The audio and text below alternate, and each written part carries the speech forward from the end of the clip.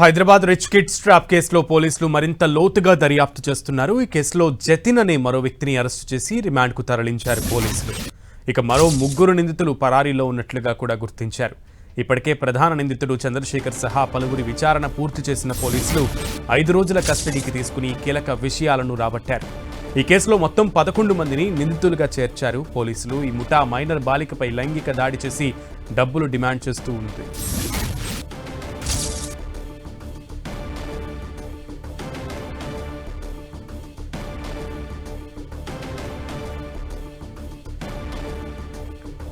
Rich kids ని trap చేసి honey trap చేసి వాళ్ళ దగ్గర నుంచి వారిని బలవంతంగా లోబర్చుకుని వారి దగ్గర నుంచి భారీగా నగదును వసూలు చేస్తున్నటువంటి బ్లాక్మెయిల్ చేసి నగదు వసూలు చేస్తున్నటువంటి ముఠా విషయంలో పోలీసులు దూకుడుగా ముందుకు వెళ్తున్నారు. విచారణను వేగంగా పూర్తి చేసినట్లుగానే చెప్పాలి. పూర్తి సమాచారం మా ప్రతినిధి కిరణ్ అందిస్తారు. కిరణ్, రిచ్ కిడ్స్ కేసులో మరొక వ్యక్తిని అరెస్ట్ చేశారు జూబ్లీహిల్స్ పోలీసులు. హైదరాబాద్ లో సంచలనం రేపిన ఈ రిచ్ కిడ్స్ కేసుకు సంబంధించి కూడా ఇప్పటికే నిందితుల్ని రెండోసారి కస్టడీ విచారణ చేసేందుకు పోలీసులు ప్రయత్నం చేస్తున్న వేళ ప్రధాన నిందితుడికి సహకరించిన జితిన్ కూడా పోలీసులు అరెస్ట్ చేసినట్టుగా చెప్పాల్సి ఉంటుంది. ఓ మైనర్ బాలికను లైంగిక దాడి చేసి ఆ తర్వాత 2 లక్షల రూపాయలు డిమాండ్ చేసినట్టుగా ఇతడి మీద ఆరోపణలు. ఇప్పటికే ఇతడి మీద ఫోక్సో కేసు నమోదైంది. ప్రస్తుతానికైతే ఇతడి అరెస్టుతో 8 మందికి రిచ్ కిడ్ కేసుకు సంబంధించి కూడా నిందితులను అరెస్ట్ చేసినట్టుగా చెప్పాల్సి ఉంటుంది. మరొక ముగ్గురు పరారీలో ఉన్నారు. జూన్ 1వ తేదీన మరొకసారి ఈ 7 నిందితులకు సంబంధించి కూడా